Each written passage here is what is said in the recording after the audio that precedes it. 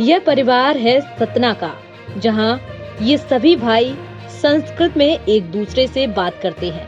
संस्कृत के इतने ज्यादा प्रेमी हैं कि तीनों भाइयों ने शहर में जमीन खरीदी तो उसकी रजिस्ट्री संस्कृत में लिखवाई। देववाणी संस्कृत के प्रति इन भाइयों का यह प्रेम कोई नया नहीं है। तीनों में से एक भाई तो संस्कृत के शिक्षक ही हैं और बीते 20 वर्षों से देववाणी संस्कृत पढ़ा और सिखा रहे हैं।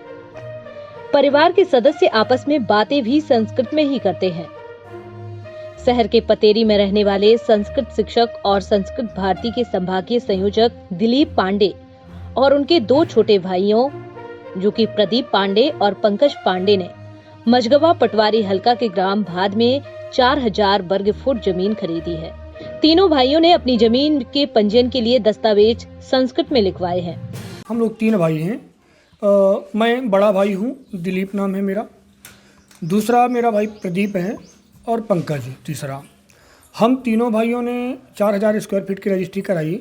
डेली स्कूल में शिक्षक हूँ और क्योंकि शिक्षक को कहते हैं आचरण से सिखाना चाहिए, तो एक उद्देश्य यह भी था कि हो सकता है कि आज मैंने एक छोटा सा प्रयास किया, कल मेरे विद्यार्थी जो मुझे देख करके सीखना चाहेंगे, तो ऐसे विद्यार्थी हो सकता है कि और कुछ बड़े कार्य करें और इससे देवभाषा का विकास हो।